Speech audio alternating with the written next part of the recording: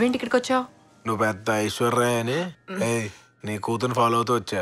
ఏంటి నేను లేనప్పుడు చూసి దాన్ని పెళ్లి చేసేద్దామనా? ఇది పెద్ద పోలీస్ ఆఫీసర్లు తెలుసా? అబ్బా పెళ్లి కొడుకు ఎవడు? అతనేనా?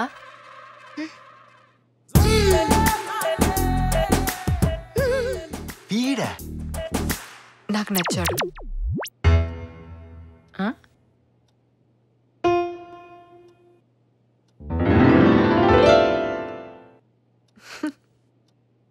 రవి, ఆవిడికి నాకు ఏదో కెమిస్ట్రీ వర్కౌట్ అవుతుంది. అదేంటండి చండాలంగా? ఆవిడ నాకు అత్తగారు అవుతాయి. సవత్తెల్లి కదా. అయితే మాత్రం సరే, నువ్వు అంత ఫీల్ అవుతున్నావు కాబట్టి నీ మ్యారేజ్ అయిన తర్వాత లేచిపోతావు. అబ్బాయితో నేను ఒకసారి మాట్లాడాలి.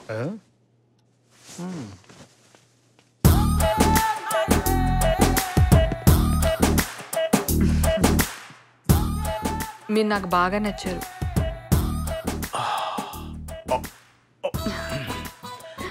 మీరు మాట్లాడుతుంటే నా చేతులకు చెమటలు పడుతున్నాయి.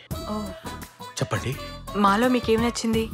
మీరు నన్ను తలెత్తుకునేలా చేశారు. మీరేం చేస్తుంటారు? దోచుకుంటుంటాను. ఆల్రెడీ ఓ మనసు దోచుకున్నారుగా.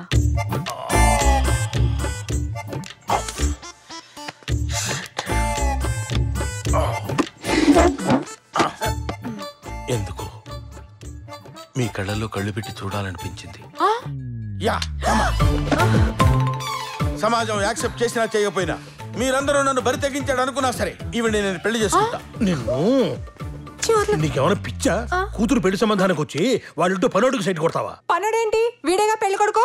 వాడికే నేను కొడుకులా ఉన్నాను, వాడు పెళ్లి కొడుకు ఏంటి? వాడు పెళ్లి కొడుకు. నేను ఒప్పుకోను. ఏ? నాకు ముసలోనిచ్చి చేశారు కాబట్టి దానికి ముసలోనిచ్చే పెళ్లి చేయాలి.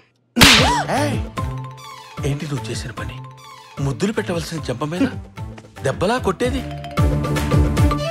వీడన్నీ కొట్టేస్తాడు, వీడిని ఆవిడ కొట్టేసి. వాడికి ఆ మోతాదు సరిపోదు బావా, ఇంకా కావాలి.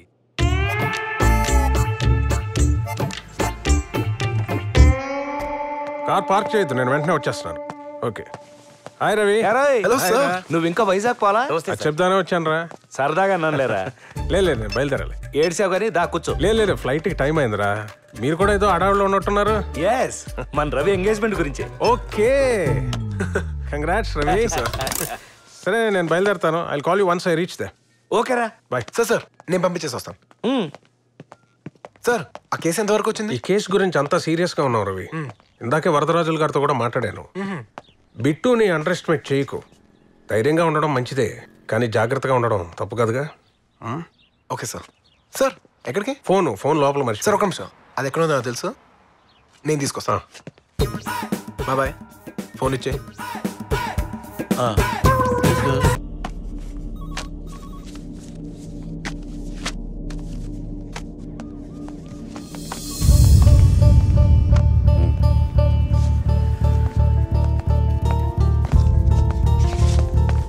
రవి ఎక్కడ?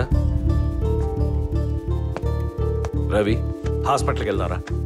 ఏమైంది సార్? కంగారు ఏం లేదు. మా నాన్నకి ఏమైంది సార్? ఏం కాలేదని చెప్తున్నాను కదా. నేను తీసుకోగలను, చెప్పండి సార్. రవి ముందు నువ్వు రా, చెప్తాను. ఏదో హోటల్ నుంచి తీసుకెళ్తున్నారేంటి? వాడు అక్యూజ్డ్. 1 గంటలో తీసుకొస్తాను. రూల్స్ ఒప్పుకోవు. Hell with the rules. ఇది నా స్టేషన్, నేను చూసుకుంటాను. మమ్మల్ని ఏం రాసుకోమంటారో అది కూడా మీరే చెప్పండి. నా కొడుకుని నా హామీ మీద తీసుకెళ్తున్నానని రాసుకోండి. చాలా పద. ఈ కేసు గురించి నువ్వేం టెన్షన్ పడకు. ఆ ఏసీపీని నువ్వు చంపలేదని నేను ప్రూవ్ చేస్తాను. మీ వల్ల కాదు. ఏ? వాడు అసలు చావలేదు. చావలేదా? ఆ రోజు ఏసీపీ మీ ఇంటికి వచ్చినప్పుడు ఫోన్లో ఏమన్నాడు? కార్ పార్క్ చేయొద్దు, నేను వెంటనే వచ్చేస్తున్నాను.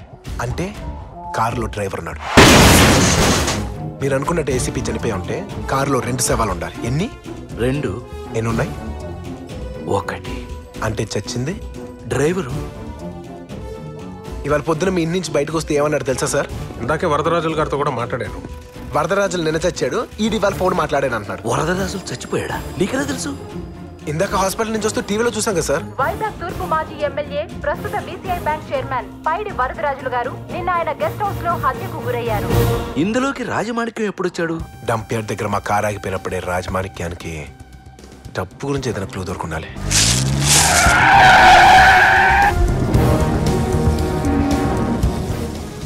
నా లెక్క కరెక్ట్ అయితే ఏసీపీ అదే రోజు రాత్రి డబ్బు వెతుక్కుంటూ డంప్ యార్డ్కి వెళ్ళి ఉంటాడు. ఖచ్చితంగా డబ్బు చూసుంటాడు.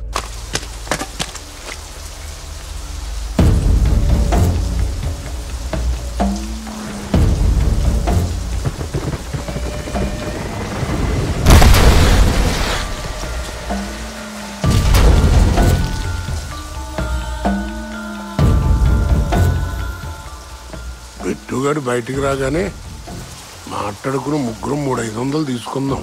బిట్టు బయటికి రాకుండా లాయర్తో మాట్లాడుకుని 750 తీసుకుందాం. కానీ బిట్టు ఎస్కేప్ అవుతాడని వాళ్ళు కల్లో కూడా ఎక్స్పెక్ట్ చేసి ఉండరు. వరదరాజులు ఏసీపీ కలిసి గేమ్ ఆడుతున్నారని బిట్టుకి తెలిసిపోయి ఉంటది. అందుకే వరదరాజులను వేసాడు. మరి ఏసీపీని ఎందుకు వదిలేశాడు? డబ్బు ఎక్కడుందో ఏసీపీ ఒక్కడికే తెలుసు. వాడిని చంపేస్తే డబ్బులు ఎక్కడున్నాయో ఎలా తెలుస్తాయి సార్? అందుకే వాడితో బేరం పెట్టుంటాడు.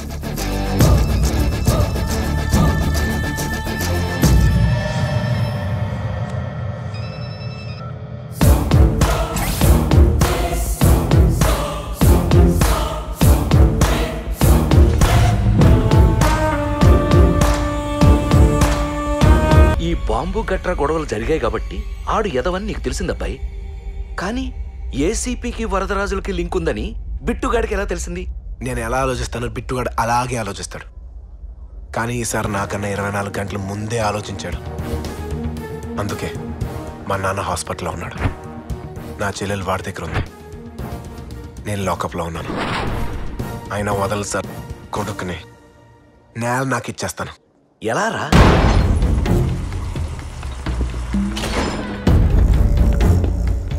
$1500 కోట్లు. బిట్టు, నా 750 మర్చిపోగా. ఇప్పుడే తీసుకో. డబ్బులు అడుగుతాడు, ఇస్తే తీసుకోవడం కూడా తెలీదు.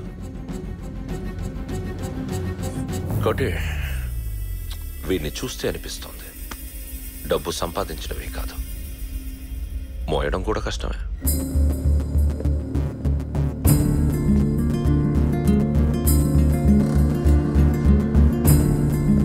చచ్చిపోయాడు.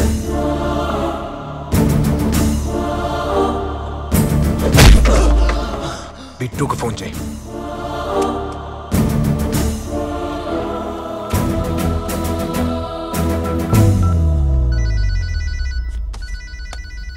ఈ టైంలో వీడెందుకు చేశాడు? వాడు చేయలేదు, చేయించాడు. 3 కంటైనర్లు మాట్లాడు, ఒక్క దాంట్లో డబ్బు పెట్టు. వాళ్ళు దేంట్లో డబ్బుందో కనిపెట్టేప్పటికీ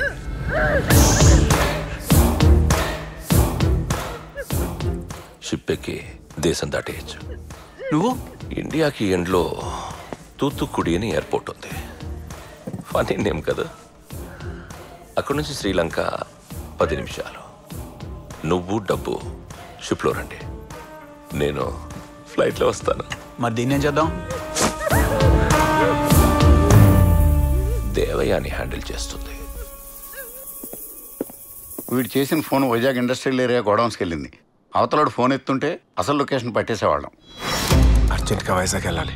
వైజాగ్ మనం ఎంత అర్జెంటుగా వెళ్ళినా అర్ధరాత్రి అవుద్ది. అవును. ఈలోగా వాడు దేశం వదిలిపెట్టే పారిపోతాడు. హెలికాప్టర్లో వెళ్దాం. హెలికాప్టరా? నీకేమన్నా పిచ్చా? బ్యాంకులు కొట్టేసిన వాళ్ళు ఫ్లైట్లోనూ షిప్లోనూ వెళ్తుంటే వాళ్ళని పట్టుకునే వాళ్ళు హెలికాప్టర్ ఎక్కకూడదా? మన ఎయిర్పోర్ట్ లో కూడా రానివ్వరు. రానిస్తారు. ఎవడు? మీకు కాబోయే అల్లుడు పైలట్ కదా. దానికి ఆల్రెడీ పెళ్లి సంబంధం చూశాను. కుర్రాడు పైలట్ అయినా వాడు ఎందుకు ఇస్తాడరా? నేను మాట్లాడతాను. ఏంటి ఇలాగా? బతిమాలుకుంటాను, అవసరమైతే కాళ్ళు పట్టుకుంటాను. నన్నే కొడతారా? దీనికి నాకు ఎలాంటి సంబంధం లేదు. ఒకసారి మా అమ్మాయితో మాట్లాడతావా? నొప్పి తగ్గుతుంది. ఇంకోసారి నీ కూతురు పెడితే చంపేస్తాను. కడుపు నిండిందా? బ్రహ్మాండంగా సెట్ చేసుకున్న సంబంధం చెడగొట్టా కదా. ఎందుకు సార్ ఫీల్ అవుతారు? ఆడేమైనా హెలికాప్టర్ ఓనరా? After all driver. నోర్ముయ్, చేసింది చాలు